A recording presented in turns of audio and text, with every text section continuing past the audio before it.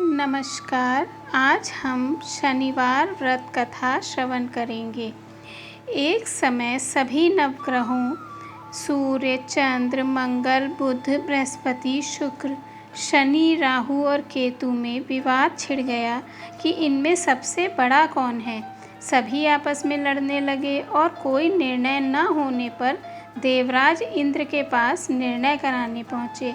इंद्र इससे घबरा गए और इस निर्णय को देने में अपनी असमर्थता जताई, परंतु उन्होंने कहा कि इस समय पृथ्वी पर राजा विक्रमादित्य हैं, जो कि अति न्यायप्रिय हैं। वे ही इसका निर्णय कर सकते हैं। सभी ग्रह एक साथ राजा विक्रमादित्य के पास पहुँचे और अपना विवाद बताया, साथ ही निर्णय के लिए कहा। राजा इस समस्या से अति चिंतित हो उठे, क्योंकि वे जानते थे कि जिस किसी को भी छोटा बताया वही कुपित हो उठेगा। तब राजा को एक उपाय सूझा। उन्होंने स्वर्ण, रजत, कांस्य, पीतल, सीसा, रांगा, जस्ता, अभ्रक और लौह से 9 सिंहासन बनवाए और उन्हें इसी क्रम में रख दिए। उन सब से निवेदन किया कि आप सभी अपने अपने सिंहासन पर स्थान ग्रहण करें। जो अंतिम सिंहासन पर बैठेगा वही सबसे छोटा होगा। इस अनुसार लौह का सिंहासन सबसे बाद में होने के कारण शनिदेव सबसे बाद में बैठे, तो वही सबसे छोटे कहलाए। उन्होंने सोचा कि राजा ने ये जानबूझकर किया है। उन्होंने कुपित होकर राजा से कहा, राजा, तू मुझे नहीं जानता। सूर्य एक राशि में 1 महीना, चंद्रमा 2.25 महीना 2 दिन, मंगल 1.5 महीना, बृहस्पति 13 महीने व बुध और शुक्र 1-1 महीने विचरण करते हैं, परंतु मैं 2.5 से 7.5 साल तक रहता हूँ। बड़े बड़ों का मैंने विनाश किया है। श्री राम के 7.5 आने पर उन्हें वनवास हो गया। रावण की आने पर उसकी लंका को बंदरों की सेना से परास्त होना पड़ा। अब तुम सावधान रहना। ऐसा कहकर कुपित होते हुए शनिदेव वहाँ से चले गए। अन्य देवता खुशी खुशी चले गए। कुछ समय बाद राजा की 7.5 आई। तब शनिदेव घोड़ों के सौदागर बनकर वहाँ आए। उनके साथ कई बढ़िया घोड़े थे। राजा ने यह समाचार सुनकर अपने अश्वपाल को अच्छे घोड़े खरीदने की आज्ञा दी। उसने कई अच्छे घोड़े खरीदे व एक सर्वोत्तम घोड़े को राजा की सवारी हेतु दिया।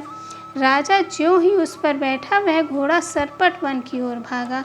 भीषण वन में पहुंचकर वह अंतर्ध्यान हो गया और राजा भूखा प्यासा भटकता रहा। तब एक ग्वाले ने उसे पानी पिलाया। राजा ने प्रसन्न होकर उसे अपनी अंगूठी दी। वह अंगूठी देकर राजा नगर को चल दिया और वहाँ अपना नाम उज्जैन निवासी वीका बताया। वहाँ एक सेठ की दुकान में उसने जल इत्यादि पिया और कुछ विश्राम किया। भाग्यवश उस दिन सेठ की बड़ी बिक्री हुई। सेठ उसे खाना इत्यादि कराने खुश होकर अपने साथ घर ले गया। वहाँ उसने एक खूंटी पर देखा कि एक हार टंगा है, जिसे खूंटी निगल रही है। थोड़ी देर में पूरा हार गायब था। तब सेठ ने आने पर देखा कि हार गायब है। उसने समझा कि वीका ने ही उसे चुराया है। उसने वीका को कोतवाल के पास पकड़वा दिया। फिर राजा ने भी उसे चोर समझकर हाथ पैर कटवा दिए। वह चौरंगिया बन गया और नगर के बाहर फिकवा दिया गया। वहाँ से एक तेली निकल रहा था, जिसे दया आई और उसने वीका को अपनी गाड़ी में बिठा लिया। वह अपनी जीभ से बैलों को हाँकने लगा। उस काल राजा की शनि दशा समाप्त हो गई। वर्षा काल आने पर वह मल्हार गाने लगा। तब वह जिस नगर में था, उस नगर की राजकुमारी मनभावनी को वह इतना भाया कि उसने मन ही मन प्रण कर लिया कि वह उस राग गाने वाले से ही विवाह करेगी।